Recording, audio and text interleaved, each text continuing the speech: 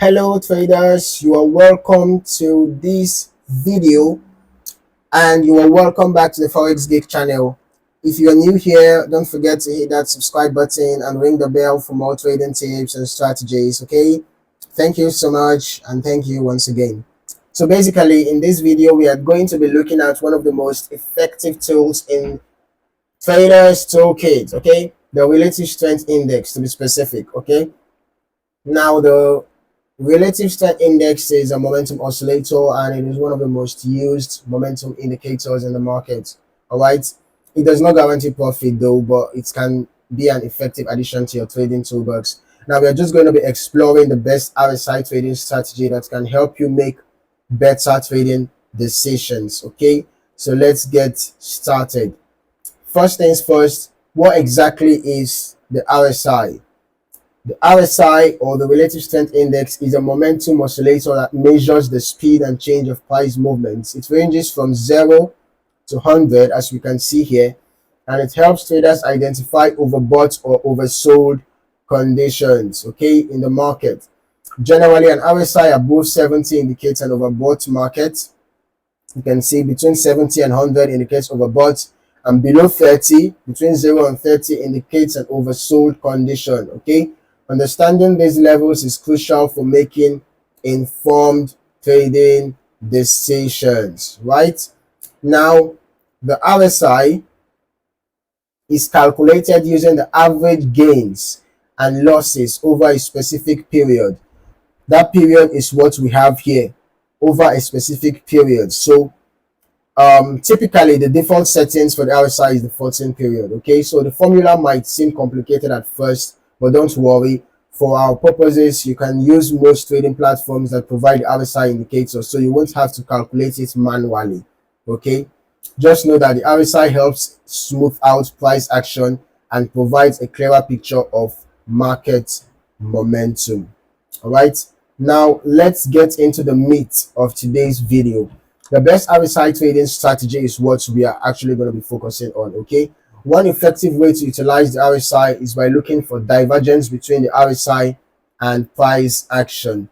For example, if the price is making higher highs, while the RSI is making lower highs, this could indicate a potential reversal. Okay, I'm just looking for such example. When price is making higher highs but the RSI is making lower highs, that can indicate a potential reversal. Okay, for example, we can see that happening here. Okay, no, this is not divergence. Didn't exactly happen there. Okay, I think we have a good example here. You can see the price made higher highs here, and then around that same point it's made lower highs. So you can see that indicated potential reversal, and shortly afterwards you can see that the price came down. Can you see that the price came down? Okay, now similarly, if the price is making lower lows while the RSI shows higher lows, it may suggest a bullish reversal is on the horizon. So if we see something like lower lows, okay, as in this case, we can see there was lower lows and then the RSI was making higher lows. Can we see that shortly afterwards we had a bullish move? So this is a bullish divergence. We can see that after this indication of lower lows on the price and the higher lows on the RSI, we had a bullish move. Okay, another crucial aspect is to confirm your RSI signals with other indicators. For instance, combining the RSI with moving averages can give you a more robust trading signal. So we're just going to be adding the moving average to the charts. Okay, so for example, when we had this, I'm just going to be changing the period since we are using 14 period for the RSI. Let me just use the 14 period for the moving average as well.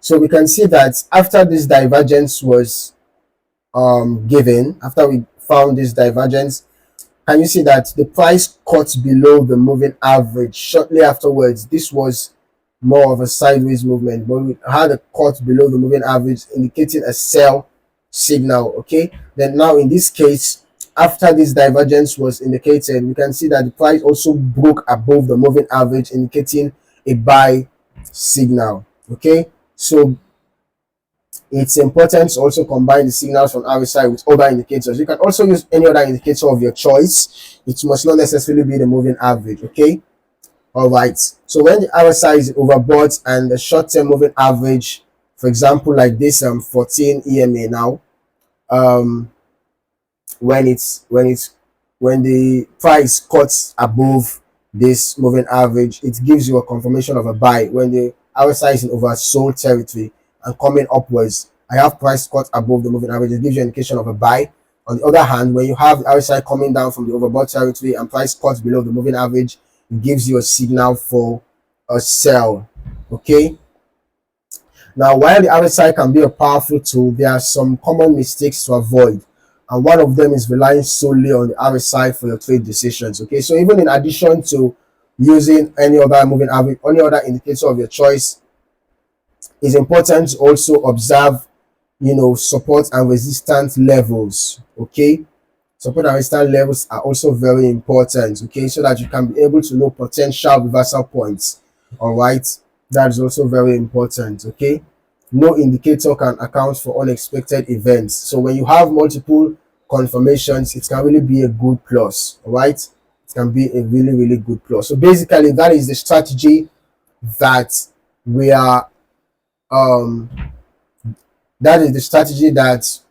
we're focusing on in this video: the divergence strategy with the RSI, and then just the basic strategy of overbought and oversold conditions. So remember, when you have price displaying lower lows, but you have the RSI displaying higher lows, it indicates that bullish momentum is building up, and then a bullish reversal is imminent, as you can see that happen here. On the other hand, when you have price making higher highs but RSI making lower highs, it indicates that bearish momentum is building up and a bearish reversal is imminent, and we can see that happened here. And it's important to use other indicators for additional confirmation. Okay, and then also observe good risk management. Okay, do not trade with an amount you can't afford to lose, and make sure you always use good risk to reward ratio. Okay, for example, if you're risking $1, maybe you can be targeting risk to reward ratio of 1 to 2. If you're risking $1, your potential profit should be perhaps $2 or more. All right, so that is it. If you found this video helpful, please don't forget to click that like button and subscribe to our channel for more trading strategies and insights. Also, share your experiences with the RSI in the comments below. What strategies have you used? Please tell us in the comments section. We love hearing from you. Thanks for watching and happy trading.